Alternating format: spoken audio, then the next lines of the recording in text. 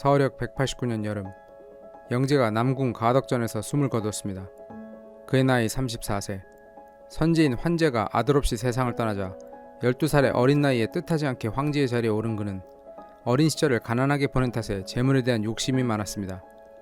때문에 그의 치세에 매관매직은 더더욱 성행하게 되었고, 이는 후한몰락을 가속화시키는 페달 역할을 하게 됐습니다. 또한 그는 선천적으로 의심이 많아 절대로 한 신하를 신뢰하지 않았습니다. 그래서 한 명의 신하가 권력의 중심에 가까워지면 바로 그를 숙청하는 이른바 토사구팽식의 정치를 치세 내내 이어갔습니다. 황건적 토벌 초기 노식이 그러했고, 영웅 황보숭이 그러했으며, 양주 반란 과정에서 잠시 그의 신임을 얻었던 장원 역시 빠른 승진과 좌천을 경험했습니다. 후한서에 이보다 더 많은 사례가 등장하면 말할 것도 없습니다. 반면 그는 암군이기는 했으되 멍청한 황제는 아니었습니다. 오히려 상당히 야같다라는 평가가 적절한 사람이었습니다. 그 어떤 신하도 신뢰하지 않았다는 것은 거꾸로 말하면 아무도 신뢰할 수 없을 만큼 후한 조정이 부패해 있다는 것을 그 누구보다도 잘 알고 있었다는 뜻이기도 했습니다. 다만 그는 충신 한두 명을 끝까지 신뢰해 이 부패한 조정을 개혁할 의지가 없었던 것뿐입니다. 즉, 계속 신하들을 부품 바꿔치기 하듯 갈아끼며 나라를 현상 유지하는 데 목적을 두었던 것입니다. 이런 영제는 당연히 황관들조차도 완전히 신뢰하지는 않았습니다. 흔히 영제가 십상시에게 완전히 노란한 것으로 알려져 있는데, 영제는 십상시를 개혁할 의지가 없었을 뿐 십상시에게 휘둘릴 정도로 멍청한 군주는 아니었습니다. 전날 황보숭의 참소를 받고 중상시 조충의 지방별정을 압류한 사건이나 십상시들이 밀어주는 동탁 대신 황보숭이나 장원과 같은 청류파 무장들을 지속적으로 량주 반란의 총사령관으로 삼은 사례를 보면 영제는 절대로 십상시를 신뢰하지 않았다는 것을 알 수 있습니다. 이런 의심덩어리 황제 영제가 그나마 거의 꾸준히 신뢰한 단 한 명의 인물이 있습니다. 그것은 바로 그의 처남이었던 하진이었습니다. 삼국지라는 혼돈의 시대를 열어제낀 인물이라고 해도 과언이 아닌 이 인물 하진. 그는 과연 누구인가? 하진은 낙양에서 비교적 가까운 남양군 완현 출신의 백정, 즉 도축업자였습니다. 그가 조정에 들어간 계기는 바로 그의 큰 여동생이 황실의 후비를 뽑는 액정에 선발되었기 때문이었습니다. 이 과정에서 하진은 황관들에게 막대한 뇌물을 먹인 것으로 알려져 있습니다. 이를 통해 우리가 알아두어야 할 것은 하진의 신분이 낮은 것은 사실이지만 후한의 백정, 특히 하진의 케이스는 천인이 아니라 거대 비즈니스맨의 그것에 가까웠다는 것입니다. 우리가 생각하는 천인이었다면 뇌물을 썼더라도 액정에 선발되기는 어려웠을 것이기 때문입니다. 하진의 동생, 즉 훗날의 하태우는 키가 7자 한치, 1m 65 정도에 이르는 당시 기준으로 상당한 장신의 미인이었던 것으로 알려져 있습니다. 하진은 이렇게 아름다운 여동생을 이용해 자신의 출세를 도모하려 했던 것입니다. 하진에게는 운이 좋게도 영제는 하씨 미인을 아주 마음에 들어 했던 것 같습니다. 시간이 오래 지나지 않은 173년, 하씨는 영제의 아들 변을 낳았는데, 영제가 당시 10대 후반이었던 정황상 하씨 미인의 아들은 영제의 장남이었던 것으로 보입니다. 하진에게는 천운이 따랐던 것입니다. 이에 따라 하진의 벼슬도 호분중랑장으로 시작하여 낙양 인근의 영천태수를 역임하였습니다. 180년에 이르러 귀인에 이르렀던 하씨는 공석에 있던 황후의 자리를 차지했습니다. 이에 앞선 178년에 전 황후였던 송씨가 모함을 받아 쫓겨난 바 있었는데, 그 자리를 하진의 여동생이 차지하게 되었던 것입니다. 남양군의 일개의 도축업자가 황후의 오라버니가 되는 순간이었습니다. 그리고 이에 따라 하진의 벼슬도 다시 한번 급상승을 시작하니 시중, 장작대장, 하남윤 등의 낙양 방어와 황실 관련 핵심 요직을 역임하게 되었습니다. 하진에 대한 영제의 신뢰는 무엇보다 황건적인 난을 통해 여실히 드러나게 됩니다. 184년 장각이 거병하자 영제는 하진을 계엄군 사령관에 해당하는 대장군에 임명해 황건적 토벌은 물론 황실을 경비케 했는데, 하진은 이 기대에 부응하여 장각의 하수인인 마원이가 낙양에서 고위 황관인 중상씨 몇몇과 모의하려는 것을 발각하여 황제의 생명을 지켜내었습니다. 그리고 하진은 그 공으로 신우에 봉해졌습니다. 중요한 것은 영지의 다른 신하들이 이와 같은 고공행진 끝에 사건이 일단락되면 모두 팽당에 면직되었다는 것인데, 하진은 영지 사망 때까지 그런 일 없이 계속 영지의 측근으로 남아 병권을 유지했다는 사실이었습니다. 하진이 승승장구하자 그의 가족 역시 그 영달의 혜택을 입을 수밖에 없었습니다. 그의 동생이었던 하면은 황건적인 난이 일어난 해인 184년에 남쪽 평양군에 일어난 수천 도적대의 반란을 평정한 공으로 거기 장군에 임명되었고 무려 재양 후에 봉해졌습니다. 평시였다면 그래도 비교적 큰 공이라 할 수 있었겠지만 당시 황건적의 난을 비롯해서 온 천하가 벌집을 쑤셔놓은 듯이 혼란스러운 상황에서 이 정도의 공으로 받은 포상으로서는 분명 너무 과한 것이었습니다. 황후의 인척이 아니었다면 불가능한 일이었을 것입니다. 지난 편에 살펴본 바와 같이 황건적의 난 이후 량주의 반란을 기점으로 이를 모방한 이몽민과 지방 세력의 합작 반란들이 각지에서 폭발하면서 후한은 본격적인 붕괴의 길을 걷게 됩니다. 그리고 영악한 영제는 이를 그 누구보다도 정확하게 깨닫고 있었습니다. 하지만 내성적인 그의 성품상 적극적으로 제국 전체를 개혁하는 것보다는 그가 머물고 있는 낙양의 방비를 강화하는 것이 생각할 수 있는 가장 우선적인 대비책이었습니다. 그리고 하진이야말로 이런 영제의 심리를 가장 잘 이해하고 있었습니다. 그리하여 188년 말 량주 반란군을 향해 영제가 스스로를 무상장군이라 칭하며 서방을 향해 군사들을 황궁의 평락관 앞에 화려하게 사열시키며 일종의 쇼를 하도록 건의한 것도 다름 아닌 하진이었습니다. 물론 이런 쓸모없는 짓에 태클을 건의가 없었던 것은 아니었습니다. 량주에서 이미 변장 등 반란군 및 강족 등과 사투를 벌여 죽을 고비를 수차례 넘긴 경험이 있었던 가풍과 같은 신하는 평락관에서 자신의 멋진 모습을 뽐낸 영제가 이를 자랑하자 정작 적은 먼 곳에 있는데 지척에서 강하고 굳건한 무력을 과시하는 것은 그저 무력을 낭비하는 것에 지나지 않는 것입니다 라고 직언을 하였습니다. 놀라운 것은 영제 역시 역정을 내기는커녕 그대가 옳다, 그대와 같은 신하를 늦게 만나 안타깝구나, 신하들이 많은데 어찌 이런 말을 하니 그대가 처음 읽고 라며 총명하고 중립적인 자세를 보이기도 했습니다. 아무튼 하진은 이렇듯 영지의 불안한 심리를 파고들어 이를 감싸 안으며 황실의 안녕을 수호하는 굳건한 방패가 되어 자신의 위세를 강화했지만 영지 역시 모든 것을 하진에게만 맡겨놓지는 않았습니다.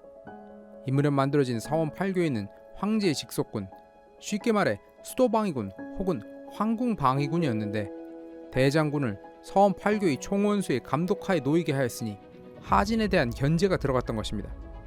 그리고 이 원수 자리를 차지한 사람이 당시 중상시보다는 직급이 낮지만 고위 황관인 소황문이었던 건석이라는 자였습니다. 이렇게 영제 말년인 188년 무렵 정권의 핵심으로 급부상한 건석이라는 인물은 원래 조조의 할아버지인 환관 조등의 손에서 자라났으며 어려서부터 체구가 장대하고 지략이 뛰어나 무인의 자질이 다분했던 것으로 보입니다.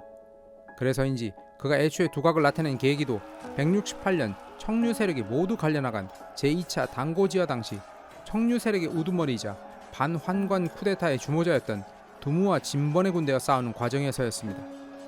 건석은 이 과정에서 환관군을 지휘하여 두무와 진번의 청류파 군대를 박살내는 결정적인 공을 세우면서 환관 세력 내에 자신을 각인시켰던 것입니다.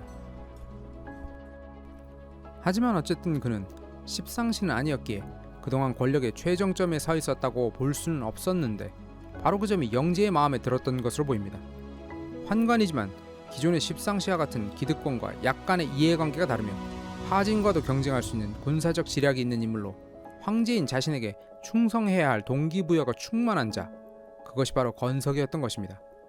그리하여 건석은 서원 8교위의 원수 겸 상궁교위가 되었으며 그 밑으로 다른 7교위들이 있었는데 그중 훗날 화북의 지배자가 되는 호분중랑장 원소가 중군교위였고 지방 임기를 마치고 중앙정계로 돌아온 의랑조조가 전군교위가 되었습니다. 건석은 이후 영제에게 량주의 변장과 한수를 토벌하기 위해 중앙에 명망 있는 장수가 가야 한다는 명분을 들어 하진을 파견할 것을 추청하였습니다. 바로 하진을 변방으로 보내 중앙 권력에서 멀어지게 하려는 것이었습니다. 하지만 이 요청은 하진에 대한 영재의 신임이 변함없다면 이루어지기 어려운 것이었습니다. 그런데 영재는 예상외로 흔쾌히 이를 수용하여 하진에게 병차 100량 및 지휘관의 상징인 부월을 하사하여 량주로 떠나게 하였습니다. 이대로라면 하진은 중앙 권력에서 축출되게 생긴 것이었습니다. 하지만 하진 역시 그대로 당하고 있지만은 않았습니다. 비록 권석이 서원 8교위의 수장이라고는 하지만 그 휘하 교위와 장수들 중 상당수가 황관에 반감 있는 청류파와 관련이 있었고 하진은 인덕이 널리 알려진 인물이었기에 그를 따르는 이들이 많았습니다. 특히 원소의 경우에는 하진 쪽 사람이라 해도 과언이 아니었습니다. 때문에 하진은 원소와 짜고 원소가 서주와 연주 일대에서 충분한 군사를 모아오면 이를 이끌고 출진하겠다는 핑계를 대며 차일피일 출진을 미루고 있었습니다. 하진에 대한 영지의 태도 변화, 건석의 경쟁자 하진 축출 시도, 그리고 필사적으로 조금이나마 시간을 벌려하는 하진의 일견 부질없어 보이는 시도의 이면에는 바로 급격히 악화되는 영지의 건강이라는 변수가 자리하고 있었습니다. 188년에서 189년으로 넘어가는 시점에 영재는 이미 죽을 것이 확실한 산송장으로 비추어지고 있었던 것입니다. 그런데 영재는 이 상황에서 후계자를 정해놓지 않고 있었습니다. 정석대로라면 하황후의 아들, 즉 하진의 조카인 변황자가 황위를 계승하는 것이 당연하겠으나 영재는 큰아들이 황제가 되기에는 너무 부족하다고 판단했습니다. 영재가 대신 선택한 후계자는 둘째 아들이자 황후인 하씨가 아닌 왕민의 아들인 협이었습니다. 하지만 협은 이미 10대 중반이었던 변황자와는 달리 만 8세 정도밖에 되지 않은 어린아이였습니다. 게다가 그의 어머니였던 왕미인은 변황자의 어머니인 하황의 질투를 받아 독살당하고 말았습니다. 그런 이유로 협 황자는 영지의 어머니인 동태후의 손에 길러졌습니다.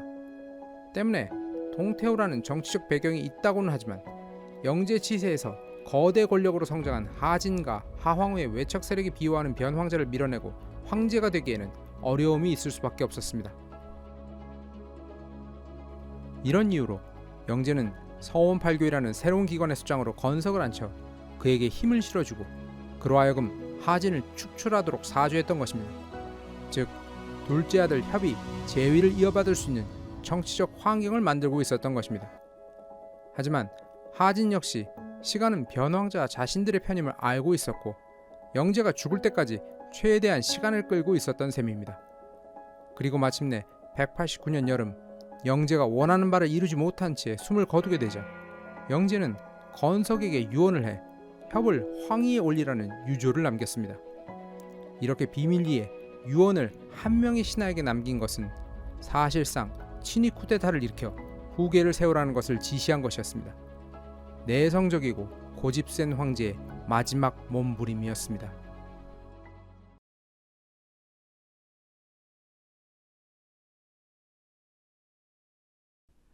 189년 초여름 영재가 붕어하자 그의 유지를 받은 건석은 황태자 협을 황위에 올리기 위한 움직임을 취하기 시작했습니다.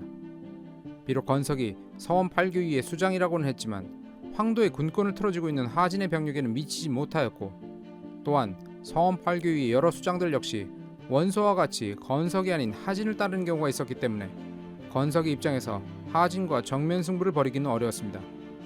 때문에 건석은 영지의 붕어를 핑계로 하진을 궁에 불러들여 그를 암살할 계획을 세웠습니다.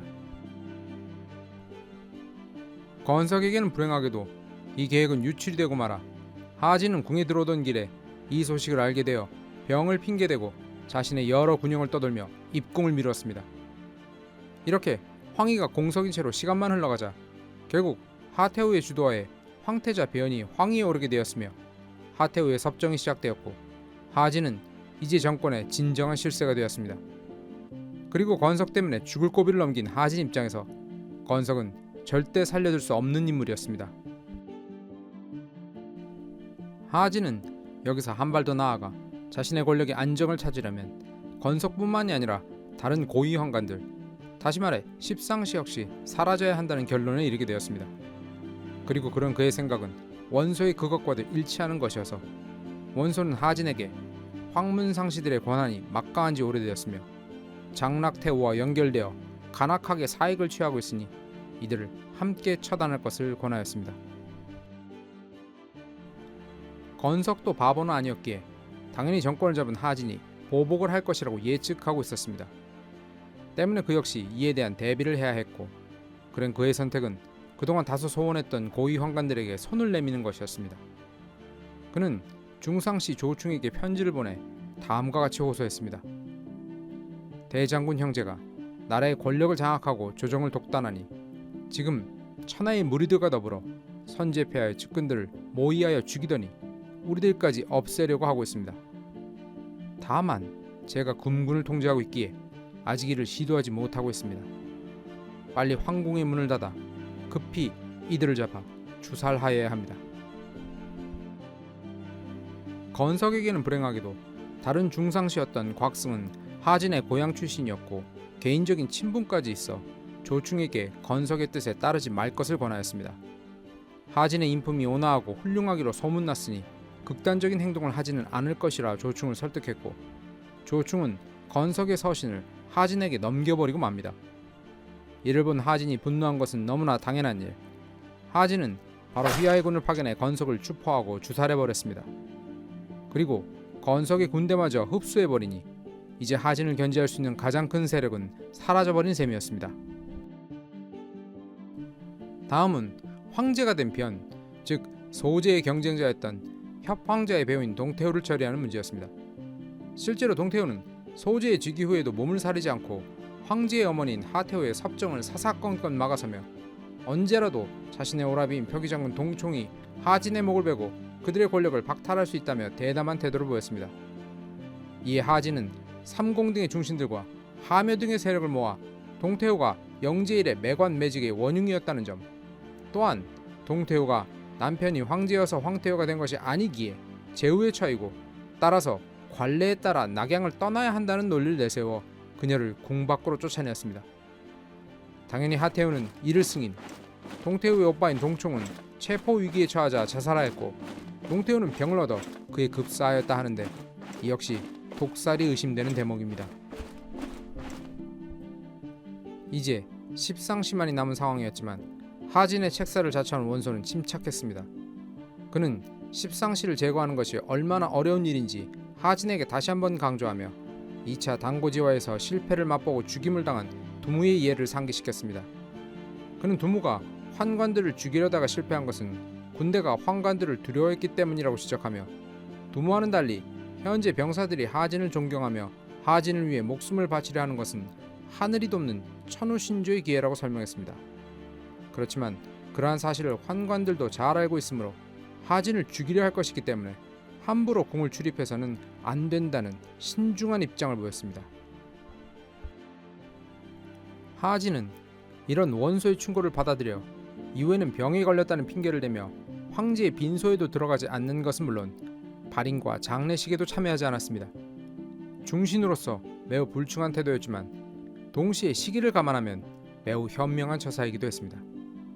그런데 문제는 예상치 못했던 곳에서 발생했습니다. 섭정을 맡은 하태후가 하진의 이런 계획을 허락하지 않았던 것입니다. 하태후는 환관을 모두 죽이겠다는 하진의 계획에 환관이 황궁의 일을 꾸리는 것은 황실의 전통이며 선지의 붕어 직후 태후가 정변을 모의하는 것은 법도에 어긋나는 일이라는 명분을 내세워 하진이 계획을 폐기할 것을 종용하였습니다. 정확하게 2차 단고지화 때와 같은 일이 벌어지고 있었던 것입니다. 하태후의 이와 같이 완고한 태도에 하진도 물러날 수밖에 없었습니다. 모든 명분은 하태후의 인가에서 나오기에 실권자인 하진이라고 하더라도 일단은 어쩔 수 없었던 것입니다. 그리고 단칼에 문제를 끝내지 못하자 이내 하진 세력 내에 분열이 일기 시작했습니다. 하진의 어머니인 무양군과 하진의 동생 하묘가 하진의 계획에 불만을 품었던 것입니다. 무양군은 하진의 아버지에게 제가한 여성, 즉 하진에게는 계모였고 그녀의 아들 묘는 전 남편의 자식이었기에 하묘는 실상 형인 하진과 피 한 방울 안 섞인 남이었습니다. 이런 혈연적 문제는 결국 이들 사이 분열의 단초가 되고 말았습니다. 게다가 무양군과 하묘는 환관들과 사이가 좋았습니다. 때문에 환관들은 아마 이들에게 하소연을 했을 가능성이 큽니다. 이들은 하태후에게 달려가 환관들을 옹호하며 하진이 환관들을 죽이려 하는 것은 하태우마저 제치고 자신이 모든 권력을 틀어주려는 음모라며 하진을 음해했습니다. 하태우는 무양군이 하진의 아버지와 재간 후에 낳은 딸이기 때문에 하진과는 아버지만 같은 이복남매였지만 무양군은 친어머니였기에 아마도 무양군의 설득에 넘어간 것으로 보입니다. 결국 하진의 계획은 여러 사람들에게 드러나 버렸지만 실행에 옮기지 못한 공공연히 노출된 시한폭탄이 되어버렸습니다.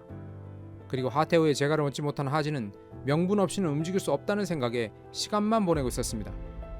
이에 원소는 이대로 가면 환관들이 먼저 움직일 수도 있다는 생각에 하진에게 나경이 고의적으로 위기 상황을 초래한 후 이를 핑계로 황도 주변의 군웅들을 불러와 황태우를 압박하고 이런 상황을 이용해 환관들을 죽이자라는 다소 복잡하지만 명분을 확실하게 취할 수 있는 계획을 제안하였습니다. 원소의 이런 아이디어에 하진은 무릎을 치며 감탄하였지만 하진의 행정관인 주부 진림은 이런 눈 가리고 아웅하는 방식을 쓴다고 없던 명분이 생기지도 않으며 환관들을 죽이는 일은 병권을 쥐고 있는 하진에게는 너무나도 쉬운 일이라는 점, 또한 환관들을 죽이는 일 자체가 이미 정당한 행동이라 명분은 이를 실행하면 따라올 것이라는 것과 마지막으로 다른 군웅들을 불러오면 그 중에 새로운 영웅이 나서 칼자루를 쥐고 하진을 위협하게 될 것이니 이는 혼란을 초래하는 것이라는 이유를 들어 결사 반대하였습니다. 그러나 하진은 간언을 수용하지 않았습니다. 그리고 병주목으로 하동에 주둔하던 동탁에게 사람을 보내 장안 지역인 관중의 상림원에 주둔하라고 요청하였습니다. 이로써 동탁의 군영은 제2의 수도인 장안 근처로 이동하면서 환관들이 장안과 관중의 병력을 기동시키는 것을 차단하는 역할을 수행하게 되었습니다. 또한 당시 여포를 휘하에 두고 있던 정원에게는 낙양 근처에 맹진을 불태우게 하고 이를 당시 지척에서 낙양을 위협하던 흑산적의 소행으로 꾸미도록 하였는데 이는 일종의 자작극을 통해 낙양이 위험하다는 것을 하태우에게 시위함으로써 공포 분위기를 조성해 군웅들이 낙양으로 진입하기 쉽게 하려는 것이었습니다. 하진은 이들 외에도 다른 여러 군웅들에게 서신을 보내게 하여 낙양 근처로 군을 몰고 오도록 하였습니다. 이때 정태라는 문관은 다른 사람은 몰라도 동탁은 불러서는 안 된다는 취지로 다음과 같이 하진을 만류하였습니다. 동탁은 아주 잔인하고 의리도 없으며 그 욕심에 끝도 없습니다. 만약 그자를 불러 조정 정사에 관한 큰일을 맡긴다면 황제하고 흉악하니 반드시 조정을 위태롭게 할 것입니다. 명공께서 인척으로 막중한 지위와 재상의 지위를 갖고 있어 홀로의 결심으로도 흉폭한 자를 벌할 수 있나니 굳이 동탁 따위의 도움을 받아야 할 필요가 없을 것입니다.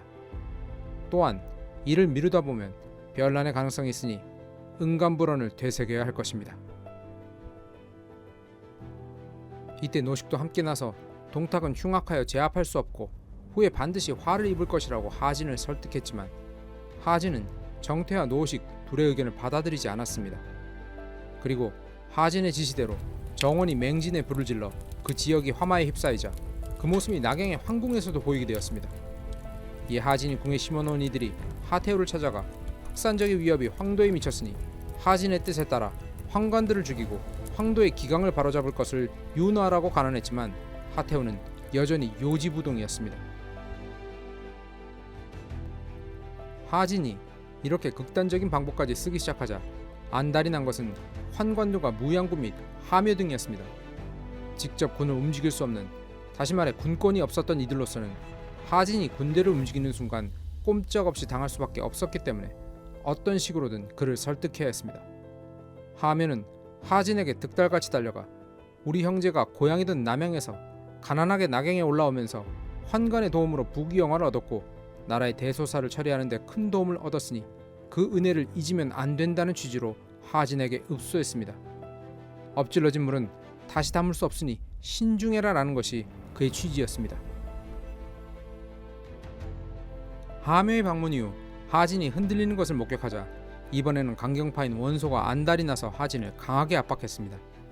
즉 이미 싸움이 시작된 이상 우물쭈물하면 환관들이 먼저 칼을 들고 하진을 공격할 테니 서두르라는 것이었습니다.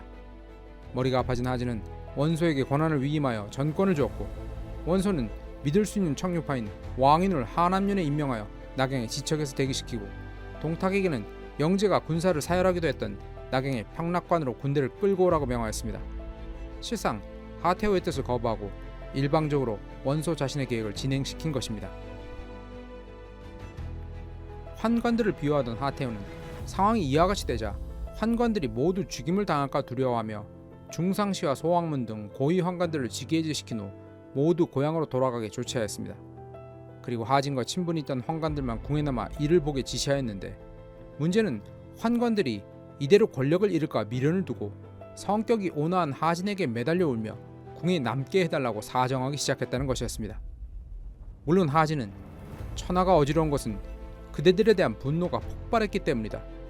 동탁의 군대가 들어오면 신변이 어찌 될지 모르니 고향으로 돌아가라며 비교적 온화하게 설득했습니다. 그리고 환관들은 하진의 처분에 따를 것을 약속했습니다. 이런 온건하기만 한 하진의 모습에 강경파인 원소는 답답해하며 환관들을 죽일 것을 촉구하였지만 하진은 거부했고, 원소는 하는 수 없이 차선책으로 하진의 이름으로 환관들의 고향에 공문을 보내 그들의 친족을 모두 체포하여 그동안의 죄를 물으라는 지시만을 내렸습니다. 그러나 하진은 이후에도 빠르게 환관들에 대한 처분을 진행하지 않았습니다. 이렇게 하진 본인은 우물쭈물하고 참목격인 원소는 초조함을 삭히며 그들의 적인 환관들은 막연한 공포에 떠는 사이 시간은 정처 없이 흘러가고 있었습니다. 온화한 성격의 하진은 고심하며 피를 보는 상황을 최대한 피하고자 했으나 그의 이러한 생각은 부메랑처럼 그의 목을 치는 칼날이 되어 날아오고 있었습니다.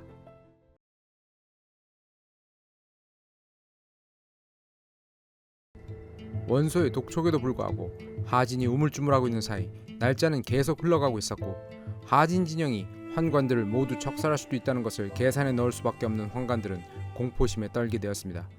결국 십상시의 우두머리 격이었던 장양은 하태우의 여동생이었던 자신의 며느리에게 머리를 조아리며 이 죄 많은 늙은 신하가 궁에 들어가 잠시나마 태우폐하의 용안을 뵙고 하직 인사를 드린 후 낙향하여 무덤에 묻힐 수 있도록 도와달라 빌기까지 했습니다.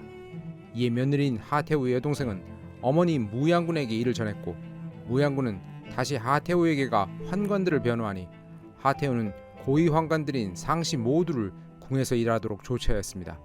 하진의 명령을 되돌려버린 것입니다. 이런 하태우의 조치에 하진이 분노한 것은 너무나 당연한 것이었습니다. 189년 가을, 하진은 태우에 거처인 장락궁에 입궁하여 하태우에게 상시 이하 환관들을 모두 죽여버리고 이들의 업무를 일반 관료들에게 이임하겠다고 보고해버렸습니다. 다시 태우의 조치를 뒤집어 엎겠다는 것이었습니다. 이미 십상시들의 눈과 귀가 태우전에 깔려있었기에 이 소식은 거의 실시간으로 그들에게 전해졌고, 이에 십상시들이 난리가 난 것은 말할 것도 없었습니다. 겁에 질린 그들은 다음과 같이 쏘아붙였습니다. 대장군 하진은 칭병하여 상을 치르지도 장을 행하지도 않았는데 지금 문득 궁에 들어온 연유는 무엇인가? 도무의 사달이 마침내 다시 벌어질 것인가? 장양은 십상시의 일원인 단규와 필람을 시켜 수십의 병사를 공항 길목에 매복하라고 지시했습니다. 그리고 하진이 업무가 끝났다며 태우 앞에서 물러나 장락궁을 나가자 십상시들은 태우가 다시 부른다는 거짓말을 하여 하진을 다시 장락궁 건물 안으로 불러들였습니다. 그리고 하진이 방에 들어와 자리를 잡자 그를 향해 비난을 하기 시작했는데, 이 모든 것이 병사를 배치할 시간을 벌기 위한 술책이었습니다. 장양 등 십상시는 하진에게 과거 왕민을 독살한 일로 태우가 폐위될 위기에 처했을 때 태우와 하씨 가문을 구원한 것도 십상시들이고 이제 와서 혼탁한 궁궐을 정리한다 하는데 깨끗한 자 누구인가라며 가시도친말을 쏟아냈습니다. 이 신호에 맞춰 상방감 거목이라는 자가 하진을 끌어내어 가덕전 앞에서 목을 베어 죽여버렸습니다. 결국 하진도 두무의 전철을 그대로 밟고만 것입니다. 두무와의 차이점이라봐야 두무는 다소 성급했고 하진은 과할 정도로 우유부단했다는 것 정도였습니다. 흔히 하태우의 의견을 무시하고 칼을 뽑아 십상시들을 죽이면 그만 아니냐고 이야기하는 분들도 있지만, 유교 탈레반 사회인 후한 사회에서 이런 식의 발상은 스스로의 목을 죄 수 있는 위험한 생각이었습니다. 결국 두무와 하진 모두 유교 사회의 한계가 만들어낸 난세의 먹이가 되고 말았던 것입니다. 우한서를 쓴 범협은 하진의 실패에 대해 평하며 지력은 부족한 데 반해 권력만 막강하기 때문에 성공하지 못한 것이고, 때문에 당대인들이 그에 대해 안타깝게 생각한 것은 그럴 가치가 없는 일이라며 다소 폄훼했습니다. 하지만 하진의 실패는 그의 능력 부족보다는 하태우의 허락 없이는 정통성을 확보할 수 없었던 당대의 시대적 한계에서 원인을 찾는 것이 더 합리적이 아닐까 합니다. 또한 하진은 두무에 비해 출신 신분마저 낮은 사람이었습니다. 때문에 두무보다 훨씬 강한 군권을 가졌지만 끝까지 더더욱 하태우의 허락을 필요로 했던 것입니다. 원소의 오랜 친구이며 하진에게도 좋은 평가를 받은 것으로 보이던 조조 역시 환관들의 존재는 오래된 것인데 결국 군주가 그들에게 권력을 부여했기에 이런 사태가 초래된 것이라 평하면서 이들의 죄를 다스리는 데는 죄인을 처벌하는 옥리 한 명이면 족할 것을 밖에 있는 장군을 불러들일 이유가 없다. 결국 대놓고 죽이려고 하면 일이 드러날 것이니 내 눈에는 실패할 것이 훤히 보인다며 하진과 원소 모두를 조롱하는 듯한 말을 하기도 했습니다. 결국 이러한 그의 생각 때문인지 조조는 십상시에 난 전반에 걸쳐 마치 방관자와 같이 드러나지 않는 행보를 보였는데 조조가 이렇게 거침없는 생각을 할 수 있었던 것은 그의 신분이 하진과는 달리 족벌 귀족의 후예였던 까닭이었습니다. 만약 하진의 가문이 조조 정도의 높은 출신이었다면 조조의 주장대로 단호하고도 조용히 처리하는 것도 생각해 볼 수 있었겠으나 하진은 미천한 도축업자 출신이었음을 기억해야 합니다. 그렇게 생각한다면 하진은 외조카가 이미 황제도 되었겠다. 대충 황관들과 어떻게든 잘 지내지 왜 굳이 십상시 척결이라는 긁어부스럼을 만들었던 것일까요?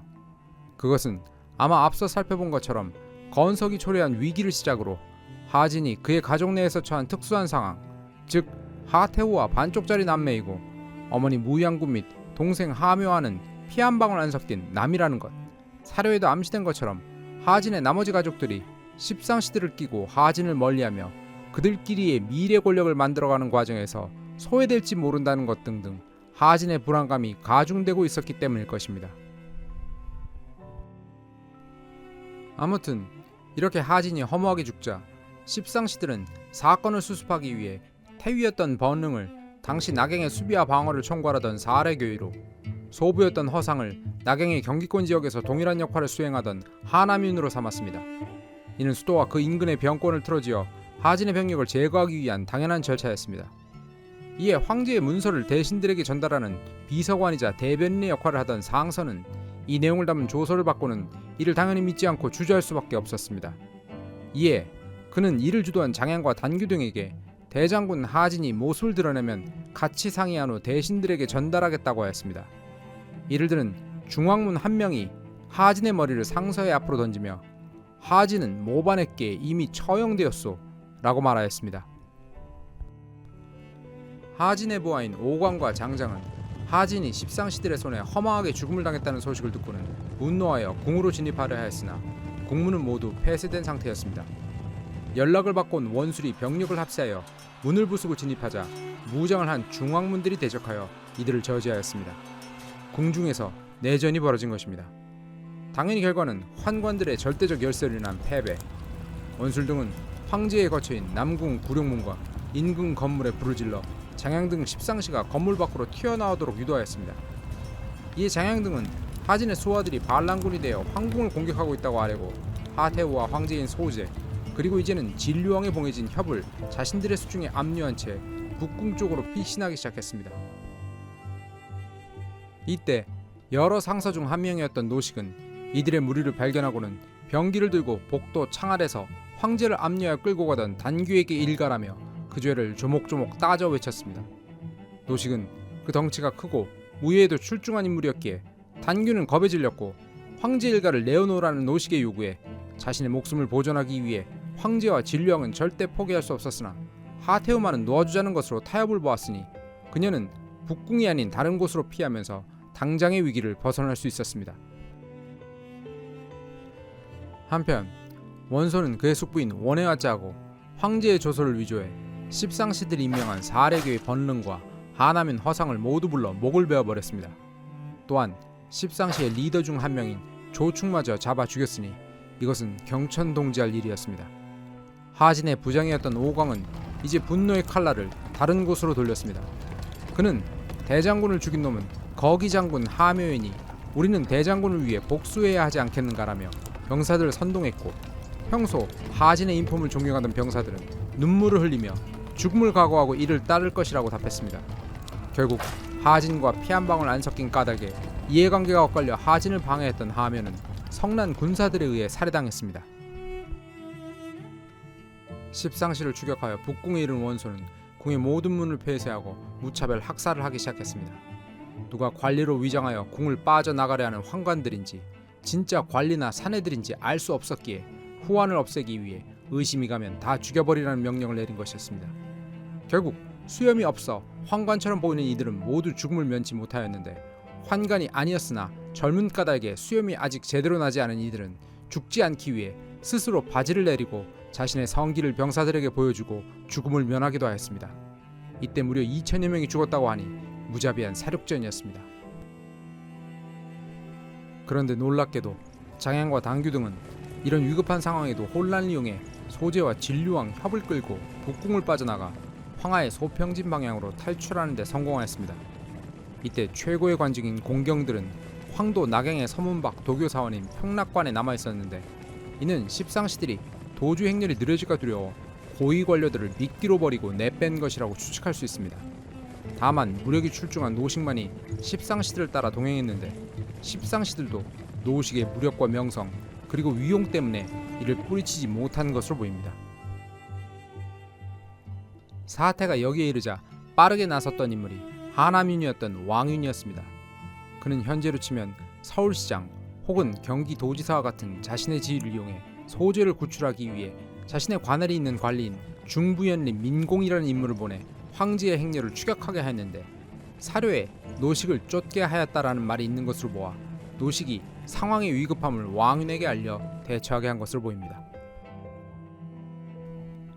결국 민공이 추격되는 십상시와 소재의 피난 행렬을 황하 강변에서 붙잡았고, 민공은 지시대로 십상시와 환관들을 죽이기 시작했습니다. 여기에 조용히 환관들 곁에서 기회를 엿보던 노식도 민공과 함께 환관들을 도륙했다는 내용이 후한서 영제본기에 언급됩니다. 그리고 마침내 민공은 장행에게 다가가 신나라가 망한 이래 너희 같은 간신적자는 없었다며 자결하지 않으면 내가 활로 쏘아 죽이겠다고 그를 궁지로 몰았습니다. 상황이 여기에 이르자 이때까지 희망을 포기하지 않았던 장양도 이제는 어렵다고 생각했는지 울면서 소재에게 다음과 같이 하직 인사를 하기에 이르렀습니다. 신등은 모두 죽게 될 것이고 세상은 이미 뒤집혔습니다. 폐하께서도 부디 조심하십시오. 이렇게 말한 뒤 그는 몇몇의 황관들과 함께 강물에 몸을 던져 숨을 끊었습니다. 수십 년간 천하를 흔들었던 십상시 절대 권력의 비참한 종말이었습니다. 이후 민공은 노식과 함께 소재를 데리고 낙양으로 돌아왔으며, 낙양 밖에서 황제와 헤어졌던 신하들은 천자의 귀환에 환호하며 그를 모시고 황궁으로 돌아왔습니다. 이 시점 황도인 낙양은 원소와 하진의 부하들의 수중에 있었습니다. 그들 중 누가 주도권을 가지게 될지 아직 확실하지 않은 상황에서 이런 대난리를 겪은 조정은 일종의 액땜을 하기 위해 낙양 북쪽에 있는 죽은 황제들과 황족들의 무덤이 있는 그 유명한 북망산에 참배를 가기로 합니다. 그리고 조상들의 묘에서 소재가 만나게 된 것은 다른 누구도 아닌 황도에 생긴 권력의 공백을 눈치채고 이를 자신의 것으로 만들기 위해 황제를 찾아 달려온 동탁이었습니다.